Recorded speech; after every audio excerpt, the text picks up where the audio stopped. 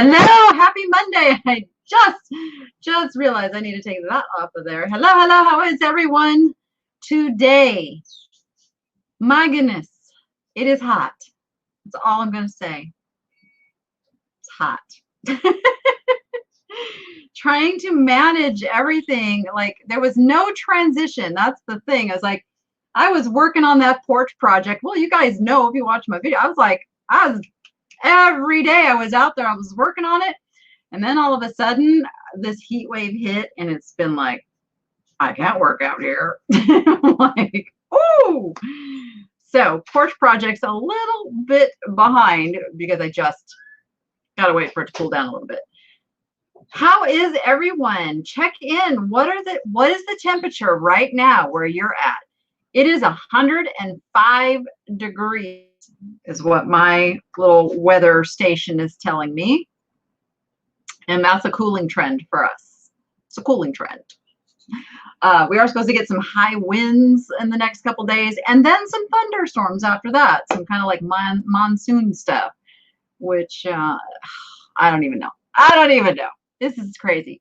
And I almost didn't make it in here in time because I was out turtle rescue. Well, let me correct that. Tortoise rescuing. I just answered this for somebody. A tortoise is technically a turtle. Oh, but a turtle is not a tortoise. Like, a tortoise is a subspecies of turtle. Like, turtles, the generic, like, all. It's very weird because one thing's turtles water, tortoises land, and it's all, now that I've completely confused you. But anyway, so one of my tortoises has a beautiful burrow. Just added extra shade to it this morning. I'm so sore from pounding in steaks to add this shade.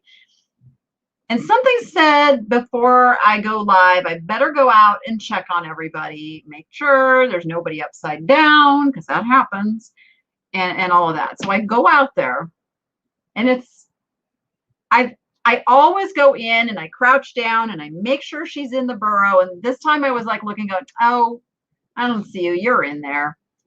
And I just about turned away and I heard rustling in the grass, this big tall grass. If you watch my TikToks, you'll know what I'm talking about.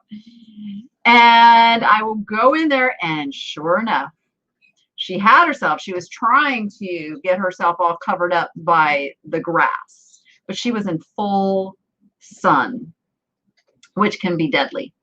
So I had to go get her cooled down, make sure she got into her burrow. It's like, they're not very bright.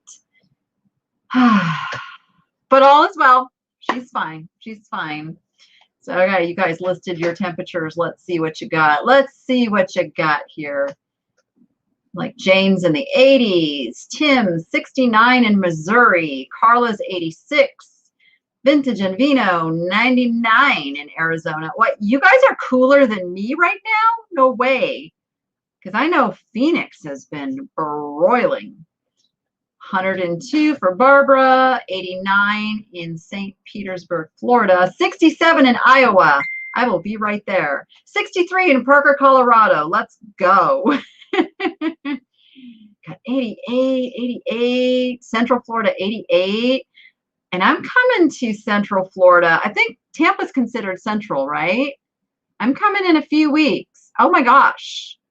It's only, yeah, it's like 3 weeks away, not even. Holy moly. I cannot believe it's coming up that soon.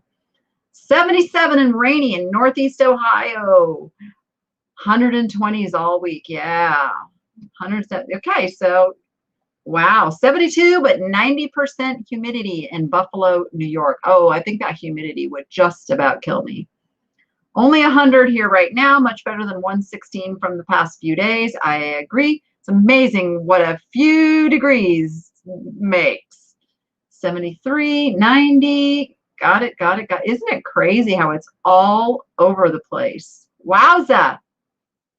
Very good. Amazing.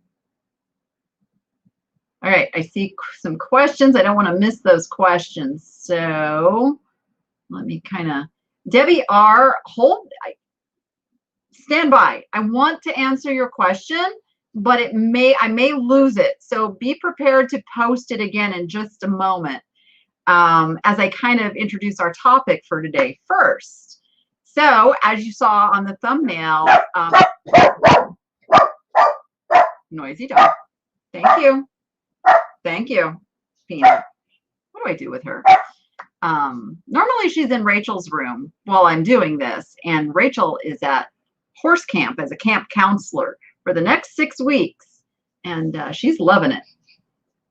So I don't have her to dog contend. Okay, so yeah, summer slowdown.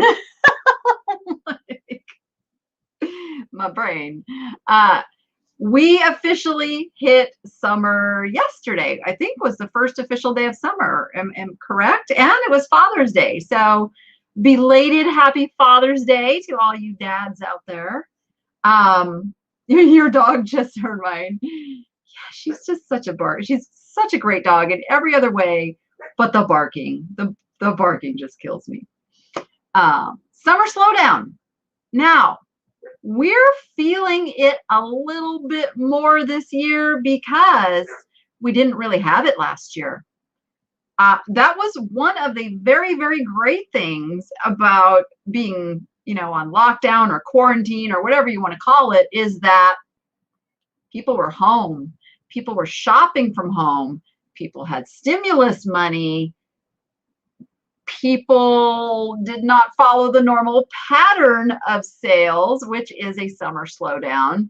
And so we got a little spoiled last year. But guess what?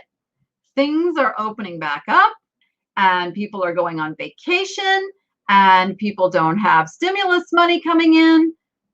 Tax returns have come and gone. Most people already know what they're spending that money on, and it comes in, they spend it, it's gone. So we are having a very, very typical summer slowdown. And I see a lot of people getting very discouraged, very depressed, very worried about this. And so that's really what I want to talk about today is how are you handling it? What were your expectations going into summer that has caused you now to go, uh-oh, I don't know, should I even continue reselling? Like, oh, what am I going to do? I'm not making any sales. I'm not making any money. So if anybody is experiencing one of those types of thoughts, do me a favor over in the chat, or if you're watching this on the replay, down in the comments, say, I'm feeling the pressure. Say, I'm feeling the pressure. And let's see how many of you are feeling that pressure. And snowbirds are allowed back to Canada or their summer homes. Gotcha, gotcha.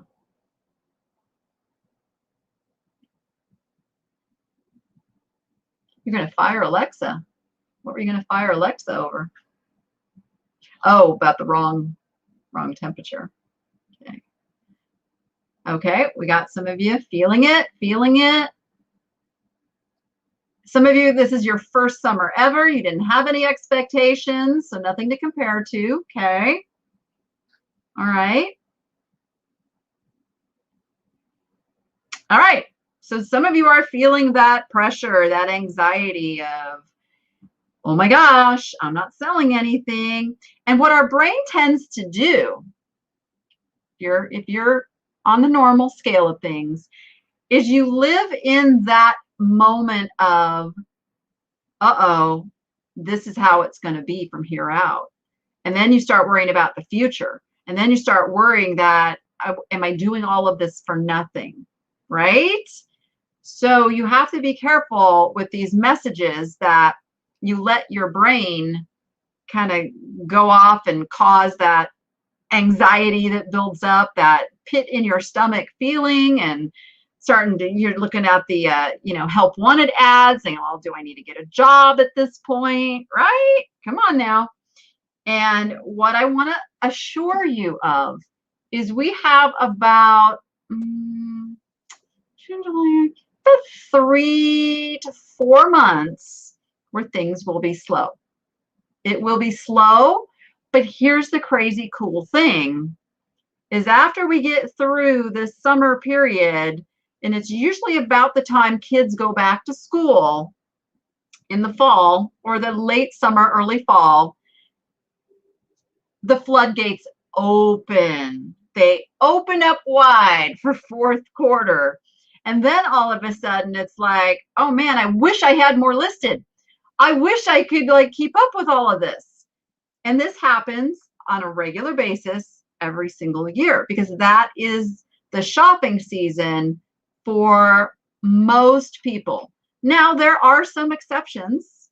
If you sell things that are just hot, hot, hot in the summer, pun intended, you know, pool stuff and gardening stuff and outdoor stuff and vacation stuff and, you know, even some types of clothing like shorts and halter tops and bathing suits and that kind of stuff, you're probably seeing an increase in sales right now. And then your fourth quarter goes a little soft. But in the online selling world, there is always a cycle. It's always a cycle. And if you're new, then you don't quite know what that cycle feels like yet. And it can feel like, oh my gosh, I can't do this. And this is like the end of the world. But if you've been doing this for a while, you may have gotten just a little bit off kilter because of what happened over the past year. And now all of a sudden it's like screeching halt to sales. And it can be a little scary, but I want to reassure you, do not stop doing what you're doing.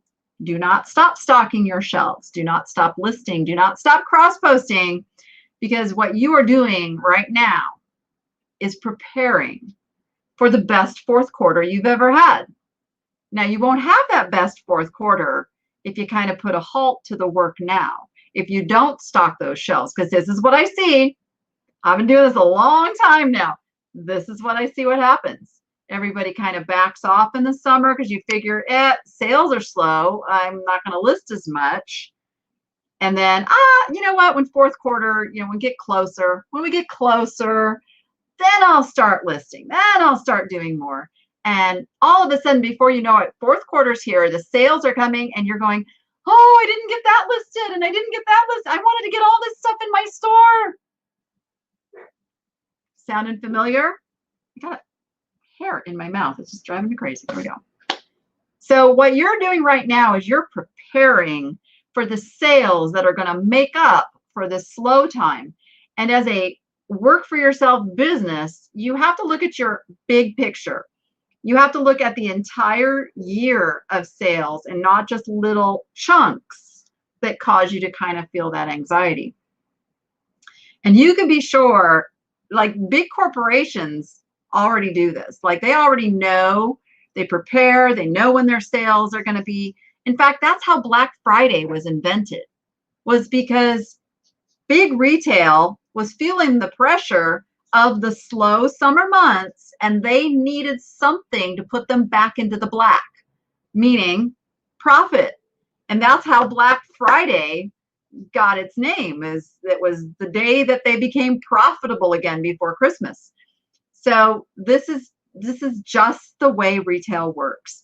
And if you can just get your mindset into this is just the way retail works, and I have to be prepared for that time period when things are going to be slow, and tuck some of that money away when things are really good, you won't get into that panic mode. The panic comes from not having the money. Like, let's face it, like we get used to having money and then the money stops, and then, but if you had a little stash, if you had a little savings over here that you were, you know, tucking money away on the good months, that would carry you through the slow months. So probably too late to go back and do that now. I mean, no probably about it. It is too late to go back if you didn't do that.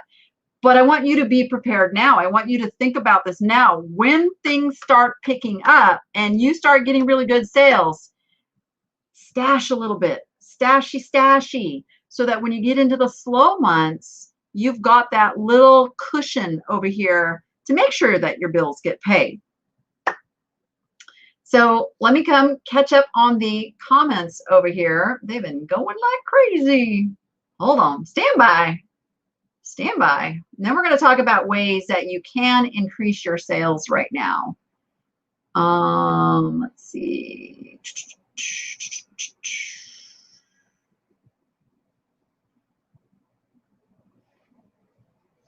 Jane's in Europe, so not selling much.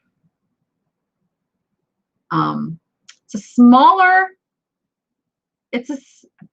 like Americans are such online buying junkies. Like Amazon really, really trained everybody to buy online. And I don't know that Europe has that same culture. And Jane, correct me if I'm wrong, but it seems like you don't have as much of a population that shops online versus going out and getting stuff.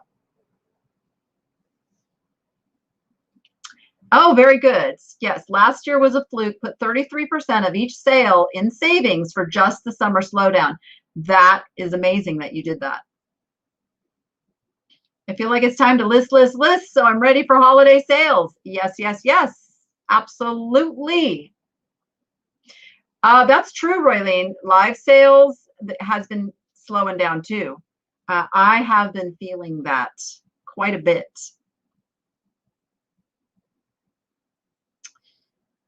Teresa says, I've only been reselling for 3 months. Just thought I needed to post more and more, but now I'm relieved that this is normal. Now you do need to keep posting, but it is a normal slowdown. It truly is. Terry's selling $300 to $500 a week. That's not bad. That's not bad. It depends on how many items, you know, that you are listing, how many hours you're putting in. But let's face it, at the end of the day, if we really like thought about it, we're probably making minimum wage or less. But hopefully, that's why I say go be profitable and make it fun. If you're dealing with stuff that you love to deal with, doesn't feel like work. Doesn't feel like work.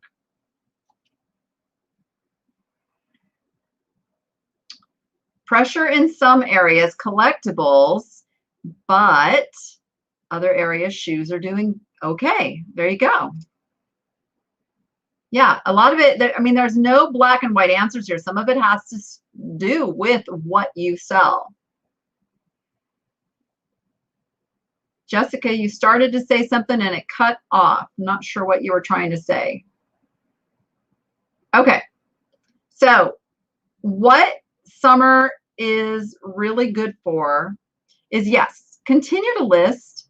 I would recommend 2 listings a day minimum. More if you can do it, because just think about it. You're going to be selling stuff, and your sell-through rate is based on a percentage of what you're listing. So if you need to sell more, you have to list more things. You have to make more inventory available. So that's one tactic to keep your sales flowing in. And the other thing that does is set you up for a really good fourth quarter, because now you're going to have all this stuff in your store. And we're going to come back and talk about, yeah, but if I list it now, you know, is it really going to show up then? All of that. So I'm going to circle back to that. Christy's starting a new inventory system, so moving everything over to that. Yep. I'm getting ready. I just had a phone call with my bookkeeper this morning, and she's very upset with me for not having a physical inventory tally, because it's hard to tell how well you're doing in your business if you don't know what all your assets are and what you've sold and all of that. I mean, she sees the money coming through the bank accounts, so it's all good. But yeah, I got to do that. I got to do it. Okay. I think I'm pretty caught up now. Yeah, so as Julie says, don't your listings go stale or fall to the bottom if you list now? Okay, so let's just jump in and talk about that. So yes, that can happen, but there are ways around that. So one of the things you can do, yes, list right now. Get yourself prepared. And, you know, I tend to price on the high side because I know I'm going to give offers, best offers, and I know I'm going to send best offers. Okay, so that I price knowing that. And trust me, every big retail place out there is doing the same thing. You can be sure They all have their little pricing schematics. There's a percentage they will sell at full price, and they know about what those percentages are. There's a percentage that they will sell at a sale price, which is maybe like, 10 to 20% off. And they pretty much know what that number is. And then they know there's going to be a percentage that they have to liquidate, that they have to just sell it sometimes for less than they paid for it. Now, I'm not saying to do that, but that's retail in a nutshell. And you are a retail business. We are in retail. So your pricing strategy needs to be one that you're comfortable with the margins and that you have the leverage. If you're selling antiques and collectibles, it's a bargain world. There are no real set values like this is worth $10. Boom, that's it. There's no wiggle room. We're in a market where, I kind of like that, but I don't know if I want to give you $10 for it. How about $8? And you have to be willing to flex a little bit with that market to make the sale. So you need to price so that psychologically you can kind of go back and forth with these customers. I mean, that's what they're expecting, and there's nothing wrong with it. And I see a lot of people get mad at lowballers. So I can tell you, I rarely get a lowballer. You know what I get? I get somebody that offers me 30 or 40% less than what I listed the item for. And if that happens and it's been listed for a while, I've built in the margin to be able to accept that offer. Sometimes I can go 50% off. So it's all a matter of how long the item's been listed and how much I have into it, because you always have to know those numbers, and keep selling stuff. Can't go broke making a profit. The only things that I'm really a little bit more inflexible on are some really true valuable things that's just waiting for the right buyer to come along. I do have some of those. But yeah, you can't go broke making a profit. So if you're going to send offers to watchers and you are not comfortable discounting that item by at least 20 to 25%, I want to encourage you to revisit your initial pricing. You should have some build-in to be able to give an aggressive offer, which will trigger somebody to buy that thing that they really don't need. Like, that's the stuff that we're selling on those offers is, somebody was like, yeah, I like it. I'm kind of watch it. I don't know if I want to spend that much. And then you send that offer and they're just like, oh man, gotta have it. Happened to me today. I'm laughing because I was waiting, because there's some of you I kind of watch. I feel a little personally, involved in your businesses, and I watch some things. And one of the items I was watching with Vintage and Vino, she sent me an offer and I took it. Yeah, smiley face. You know who I was talking about. But it was not something I needed. It was, at the time I saw it, it was like, gosh, I really like this and I really want it, but I can't really justify spending the money right now. And then she sent the offer, and then it was like, dang it. Okay, let's do it. And that's kind of like what people go through. So let's see. Let's see what I'm missing out on this conversation going on over here. I used to hold out for best prices, but then I remember how much I paid, and I'm a reseller, not a museum. Yes. I have a saying at the antique mall.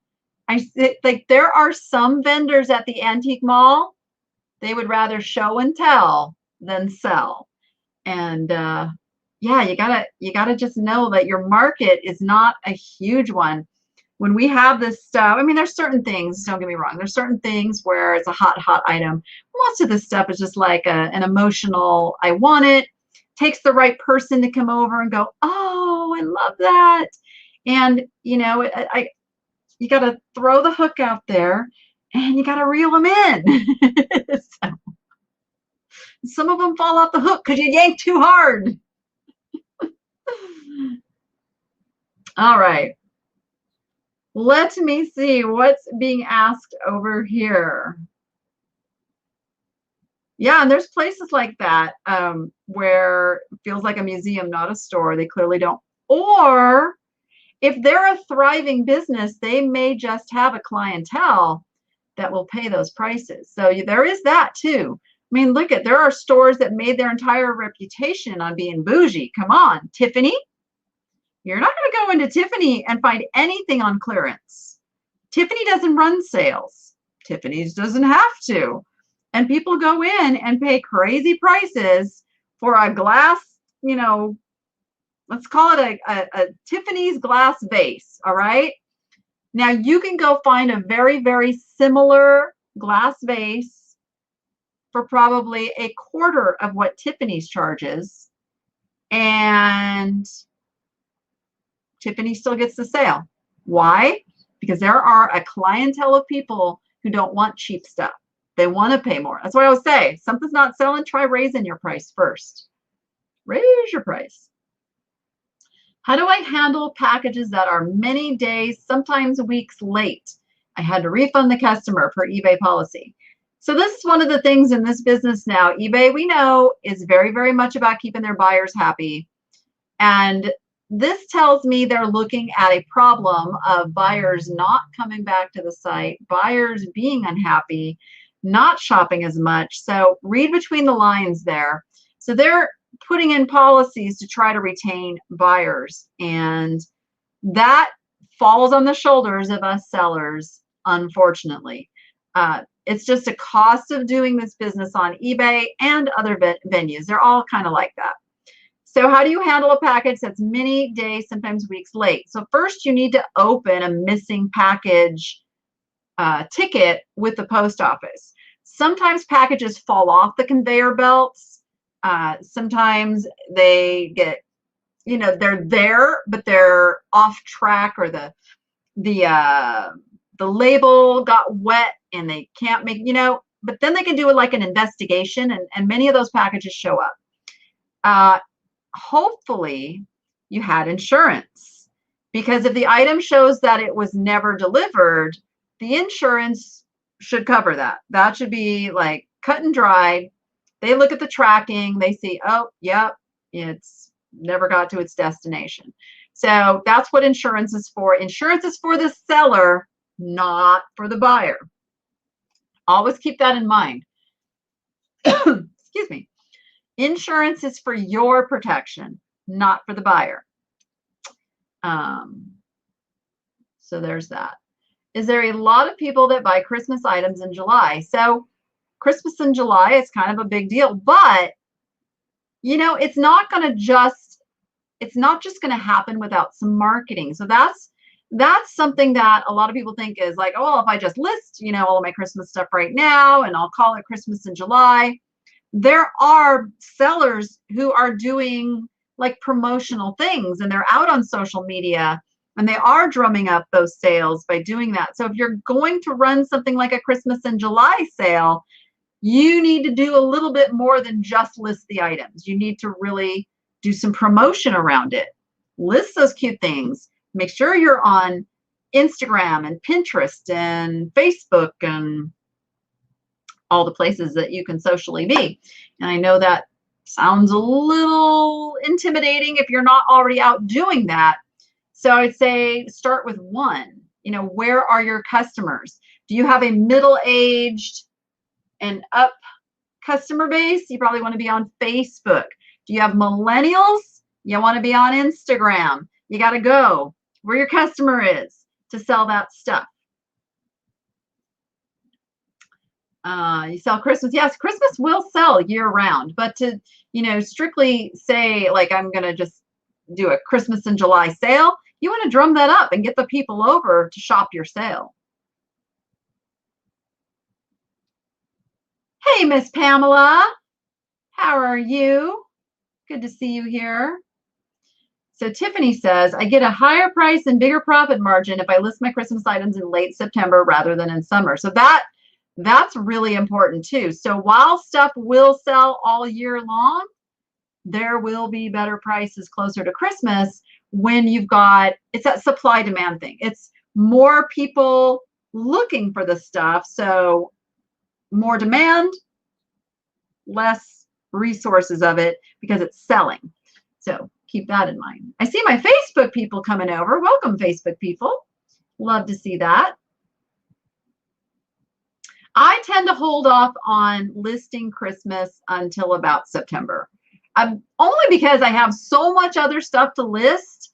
I mean, if it was the only thing I had, yeah, I would be listing it. But I'm trying to list things right now that are going to catch somebody's attention. On eBay, what I'm trying to do is do my very high-end antiques collectibles, where those people are, you know, they've set up watch, what do you call it,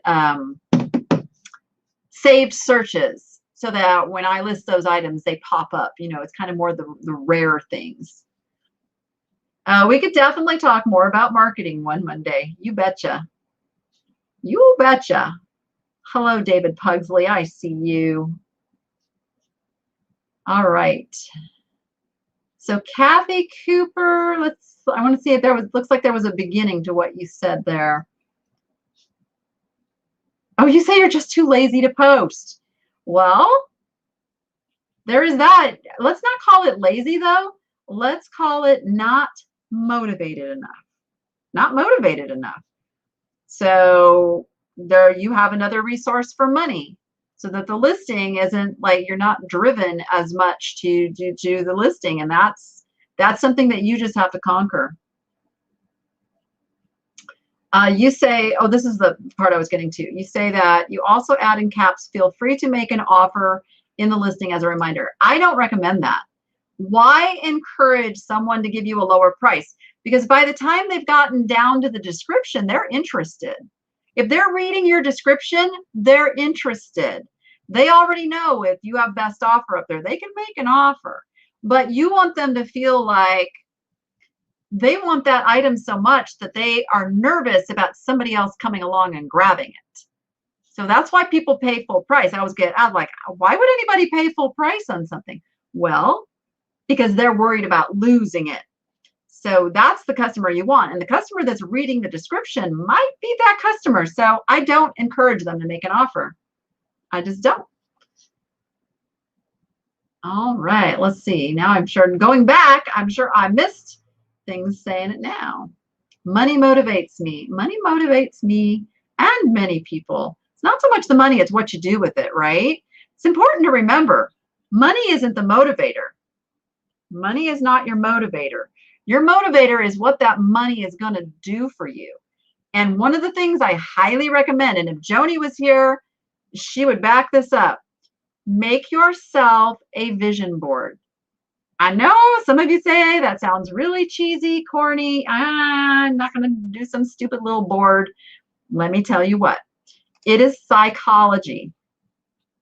It's putting something in front of your brain that, and some might know it as manifest it, whatever, but it keeps it in your sight. It's, you know, some of the purpose you're going for. So if you want that new car, pick out that new car.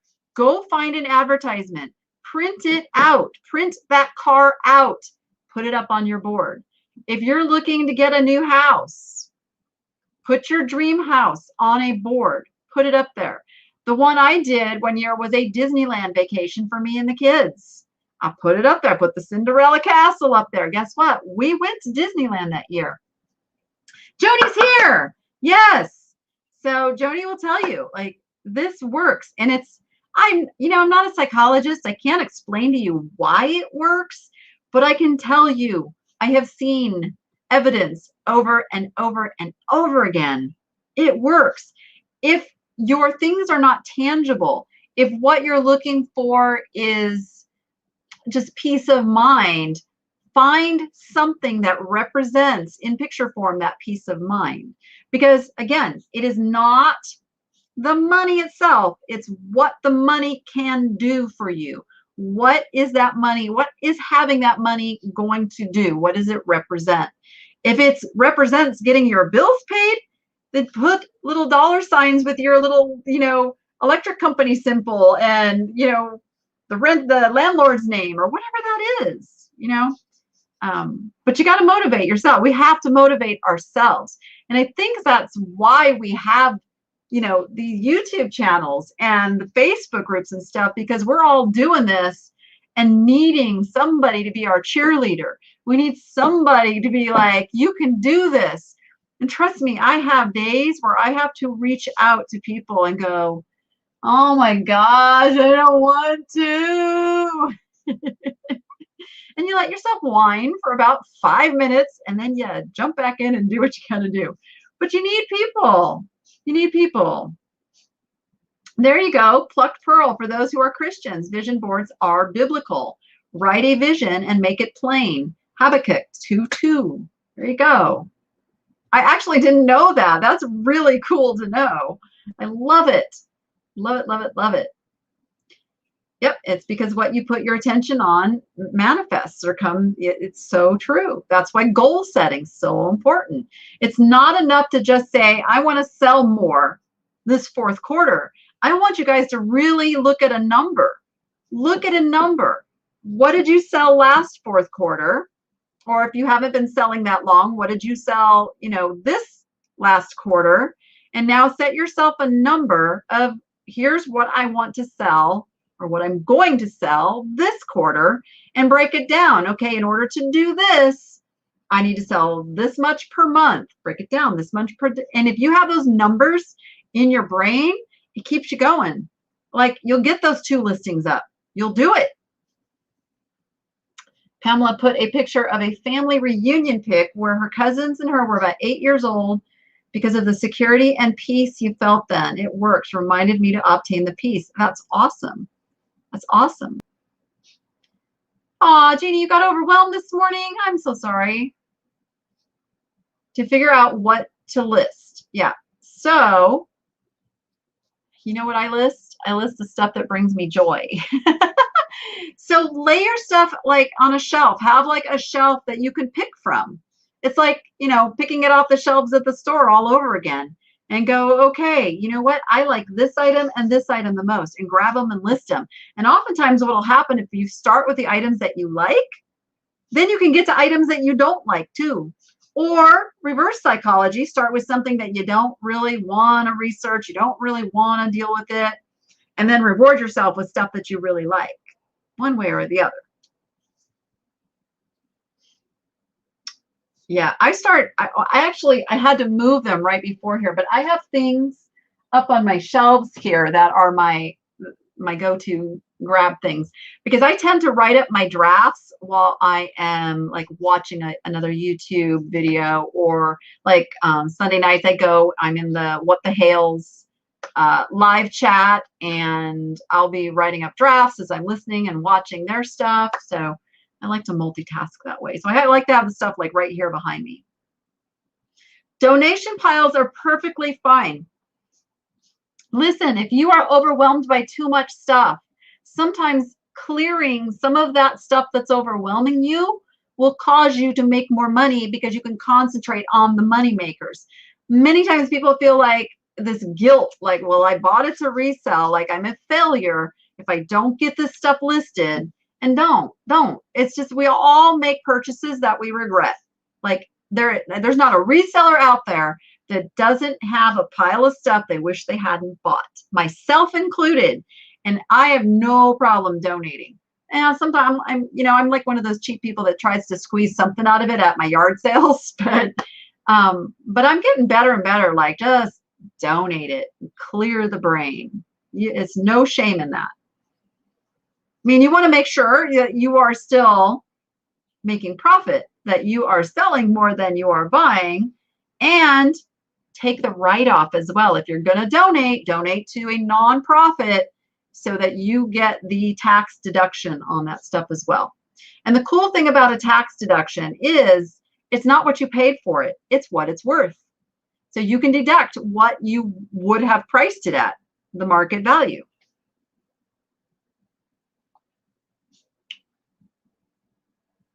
And what you donate, some other reseller may come along and love it and go, oh, that's awesome. And they go list it and make a bunch of money, because we all have those different likes and dislikes of stuff that we sell. I mean, I say it over and over, like in my comments, you know, people say, you passed this buyer, you passed this buyer, why didn't you pick up that? And it's truly because it didn't call to me. It just didn't call to me. It wasn't saying, Danny, you must have me. And I'm okay with that. Like the Le Creuset plates, like that's the one that I keep getting so many things like, but those are like $40 a piece. I don't care. I don't find joy in listing plates and shipping plates. There is somebody who does. And that I'm like, yeah, you go. In fact, I wanted to go search and see if anybody's listed those plates, because I want to see if somebody's going to make some good money off of them. Maryland. Everybody that runs a business like this gets to deduct. You better believe it. You Schedule C, this little bad boy business. Go back and watch the interview I did with Not Just Your Dad's CPA. In fact, I just talked to my bookkeeper this morning and realized that I can be writing off a portion of my electric, a portion of my, well, I don't have gas, my internet, our cell phones. I can write off a portion of the cell phones, and I wasn't doing that. It's all a write-off, because when you're in business and you're not paying income tax to an employer who's managing all that, I mean, they're pulling stuff out of your check, right? We don't pull stuff out of our checks. So at the end of the year, we need to have, you know, every single deduction in there. So we're only paying our income tax on the portion that was actually income, which is your net profit. So heck yeah, you want to Schedule C and deduct everything. You want to deduct your mileage to go to the thrift store, to go to the yard sales. All of that you need to keep track of. Otherwise, you're just giving Uncle Sam money he doesn't deserve. So here, I know, I'll ship plates. I just don't enjoy it. Oh yeah, that's true. A portion of insurance, like everything. Yeah.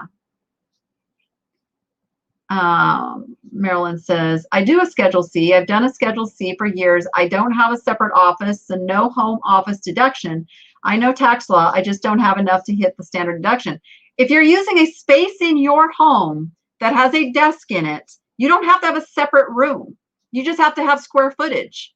Any square footage that you're utilizing in your home for your business, whether that is a closet that you're storing stuff in, a place where your desk sits, shelves that house, that is a percentage of your home used for business. Deduct it. Deduct it. Ooh, that wasn't hard to, I mean, that was hard to say 3 times fast. Yep. Do I do my drafts directly on eBay Drafts? I do. The reason is all of those item specifics and all of the stuff that eBay requires. So I do it on eBay, and then I cross-list it into List Perfectly, and from List Perfectly, it goes out to the other venues. But I do start on eBay. I do. And last week, I actually did a listing. I created a draft on eBay in last week's live. If you wanted to see that process and weren't here last week, be sure and go check it. It's toward the end of the video if you want to see just how I do the draft. Anything that costs you money to make the money is deductible. That is it in a nutshell. It is absolutely it in a nutshell. And you know, I always joke around that I get my manicures as a write-off because I'm on video. So I can say haircuts, manicures, makeup, all that stuff goes with me having my YouTube channel. So I get to write all that up. So you YouTubers, because I see several of you over in my chat, yes, you get to write that off. You can write off the self-care.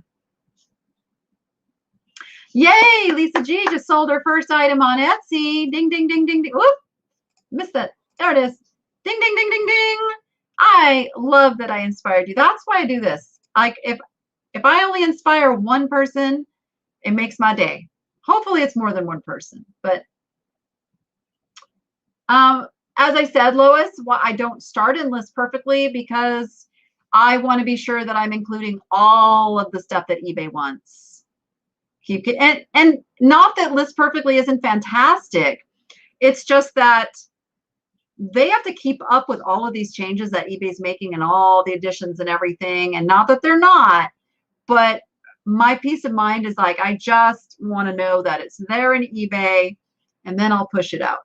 It really doesn't take that much more time. You know, it's not like it's a huge thing. I'm cross-listing no matter what. So thank you, Bree, for posting that. Thank you, thank you. Yeah, I was almost going to say Manny Petty. Pedicure, see, I would have to be showing my feet in the videos. And technically, I'm not really showing my feet in the videos. So probably, yeah, that one's iffy. Yeah, you do. You can't go crazy on the write-offs. Like, I'm only deducting half of my cell phone bill. Even though I technically could do more of it, half of the cell phone bill. Yay, Tammy A. I love hearing that so much. You have no idea. I always say listed high. I did. It just sold 2 high items. Awesome. I love that. I love that. Oh, good question, Terry, because it goes in line with our topic of the day. Do I use the promote items to sell them, and does it work? That is not a yes or no black and white question, because it depends what you're selling. So if you have a lot of competition on the item you're selling, then yes, the promoted listings will boost you up in those searches. If you're listing an item that only 2 or 3 other sellers have the same thing, then it's just money thrown away, and can be a turnoff. Because if a buyer sees something come up as a sponsored listing, that might make them feel like it's too commercial. Like, I don't want to buy that. I'm looking for something from an individual. So you have to be careful that what you're promoting is going to, number one, not work against you, and number two, not be throwing money away, but actually is conducive to the sale for what you're selling. Probably like shoes, any commodity items, some clothing, not all clothing, some clothing. You just have to look and see when you're doing your research what the competition you're facing. Because that's why I don't just, when I'm researching something to sell, I don't just search solds. I also go look in how many are available, because that tells me, oh man, am I going to like get lost in the shuffle here? Or is this an item, oh, look, you know, there's only a handful of people have this. That's going to sell. Using it for the more expensive items is not necessarily working in your advantage, though. It depends. Like, most of my most expensive items, I'm not using it because they're more rare items. So I don't need to use it. And I certainly don't want to give eBay any more money than I already do. I don't think anybody wants to give eBay any more money than they already do. And plus, there's no transparency. How do we really know that the person clicked on the sponsored ad and not the organic one?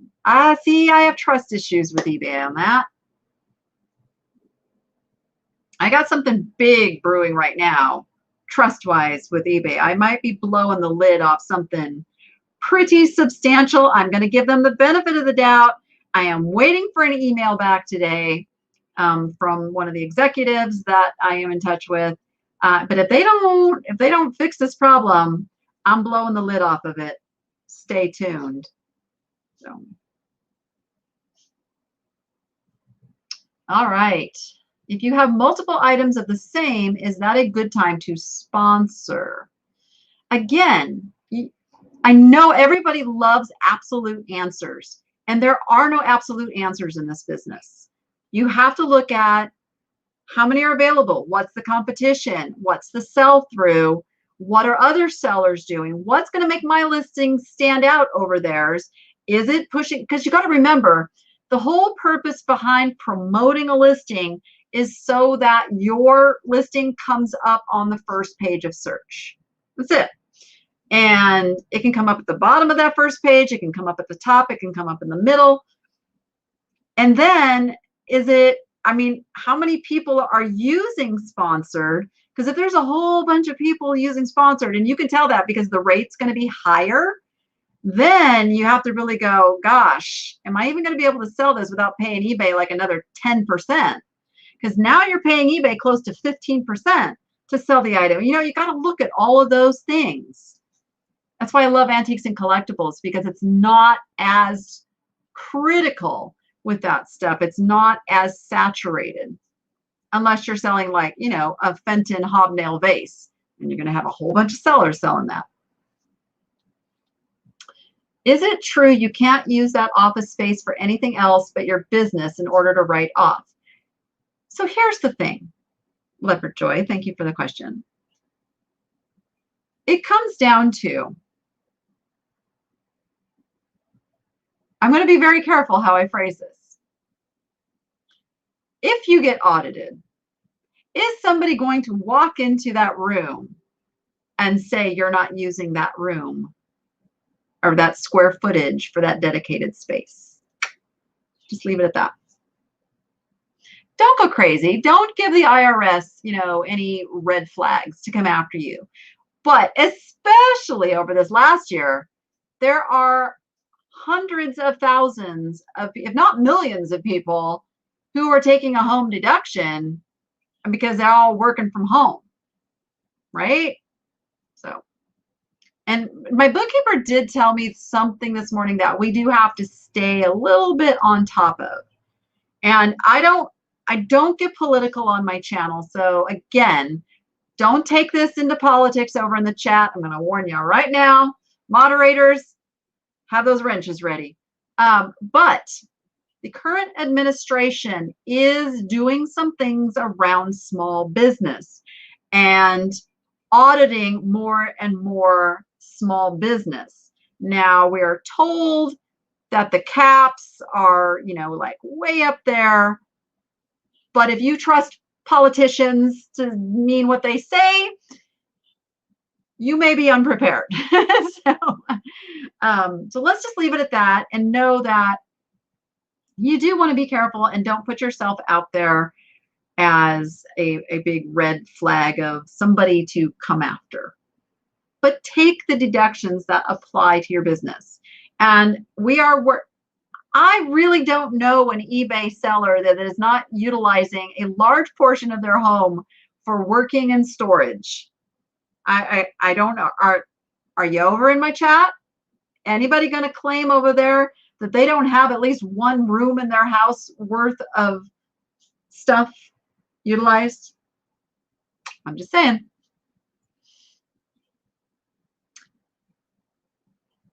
Correct.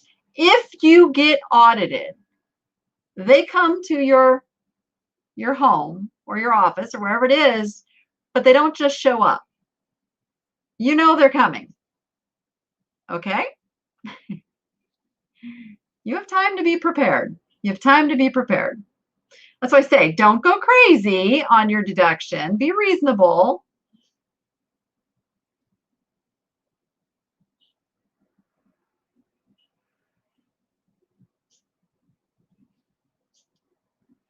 Marilyn, it's about the square footage, though. It is about the square footage. Trust me, I have a very good CPA.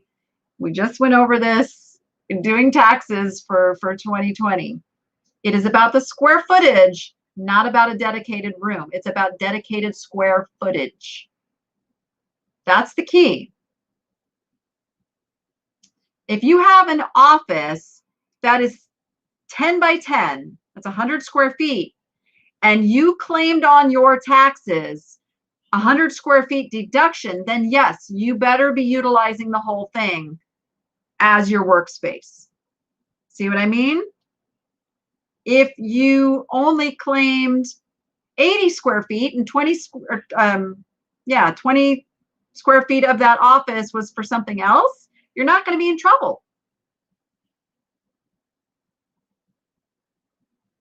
Can you do a live on writing description on unique items you can't find and don't know anything about? Go back and watch last week. Go back and watch last week. I did touch on that. And they'd either say you were a hoarder or have a business. That's funny.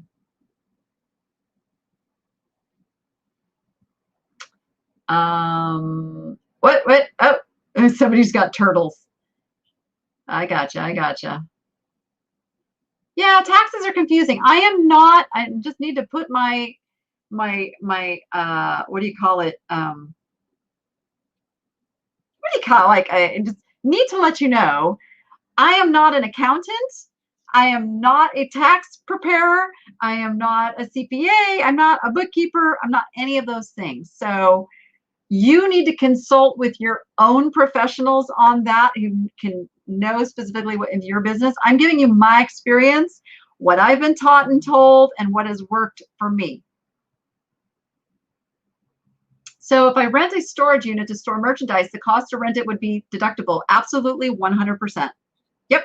I have a storage pod in my driveway. That is a write-off. You betcha. It only holds my inventory, both listed and unlisted. Disclaimer. That's the word I was looking for. Thank you so much.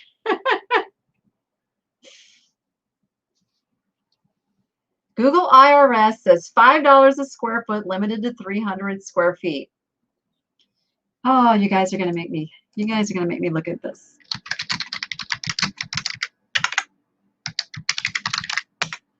Let's go. Let's look at it. I'm at irs.gov. So there is, let's see.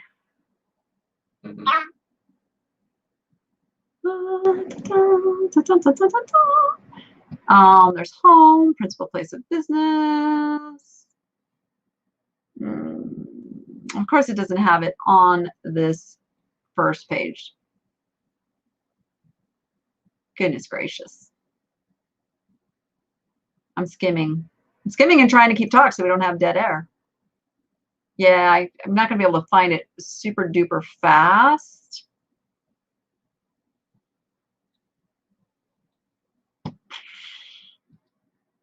Trust me there. I do more than 300 square feet. They can't say that. They can't just say, you know, just 300 square feet because all businesses are different. It can't work that way. That's right, Debbie. You want somebody else doing your taxes so that if you do get audited, they're there for you.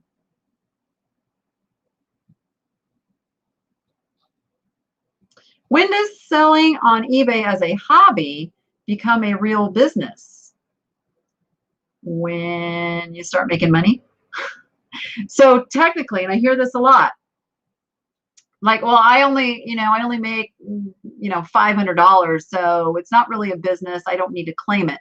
You need to claim all the money that you make as profit. And it's to your advantage to do a Schedule C. If you're buying and selling, you've got expenses, and you can actually lose money 3 out of 5 years. I'm just saying. You don't want to lose money. I mean, that's not the goal, but you know what I'm saying here. So hobby is generally something you're not making any money on.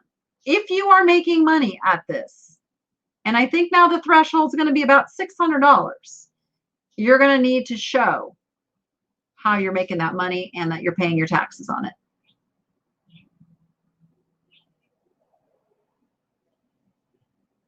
Yeah, so at what point do you have to start declaring and paying tax? When you start making money. You really do, you guys, have a bookkeeping system. Whatever that is, you need to be able to track what you're spending, how much you're bringing in. So you've got revenue, expenses, and the difference between the two is your loss or your profit. And you need to know what that is. You need to know what that is. And you need a separate checking account for your business from your personal. I pay myself like a paycheck.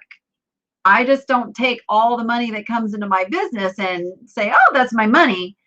I have a separate account, and I give myself X amount of dollars every month as my paycheck so that I know how much I'm actually able to take out of my business. And the rest stays in the business, gets reinvested in the business, is there as working capital in the business. Yep. When I just saw a question, when eBay deducts tax from each sale, is that enough? They're only doing sales tax. Sales tax is a whole nother animal. We're talking about income tax. eBay doesn't take anything for income tax. That's up to you to put away and save. My bookkeeper says 25% of the revenue I bring in, I should put aside as my tax fund, so that when tax time comes and I have to write a check to the IRS, I have an account with money in it to do just that.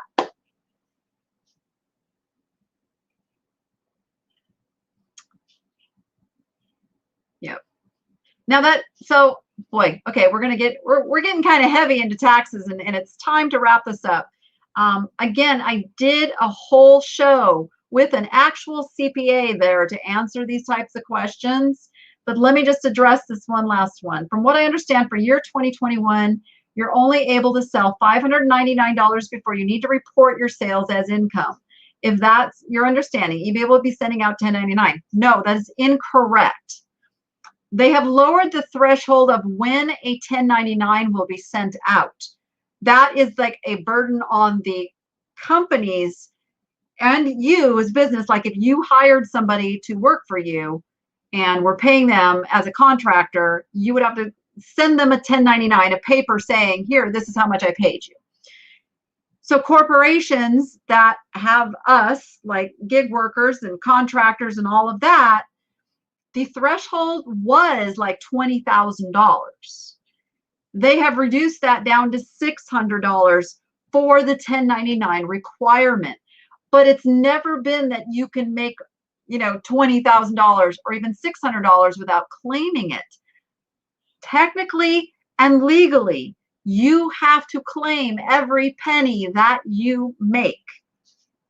That's the law. Does everybody do that? Of course they do not.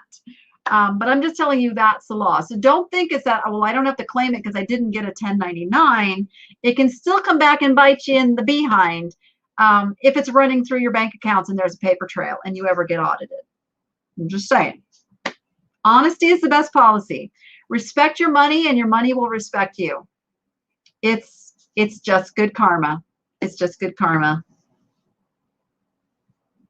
If you're paying yourself a salary, that is an expense to the business. Yep. And then you claim personal tax showing your income.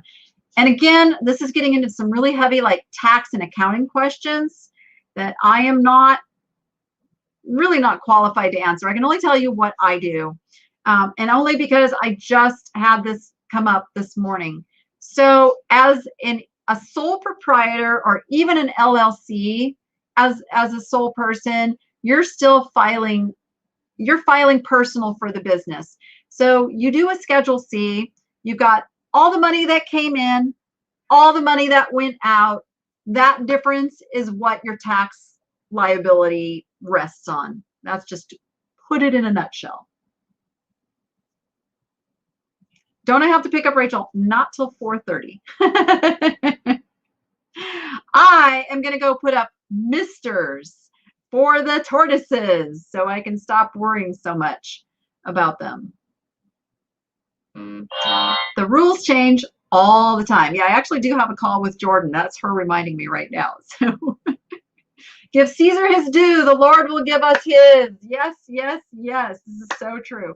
All right, summer slowdown. Let's wrap it up. You guys are all worried about taxes, but first you got to go make some money. To make that money, you got to go get stuff listed. If you aren't already over there, come over to the Niche to Profit Facebook group. Join us. We do a listing challenge every single day. And I will tell you, that group is over 10,000 members, many, many lurkers that go shop. I'm just saying. All right. So those who are doing that challenge on a daily basis are seeing sales continue in this slow time right now. So come on over. Now, just be sure if you come over to the group, answer the few little questions that we ask. Or they will deny you getting in. We do that to keep the spammers out, to keep the scammers out. It's a very safe, positive, focused group that if you're in this business, you should be over there anyway. We're cheerleaders for each other. We're problem solvers. Come on over. Thank you, Bree. She just posted the link over there. And with that, keep cool. don't panic. Look forward to an amazing fourth quarter by doing the work now, and go be profitable and make it fun. We'll see you on the next one. Bye, everyone.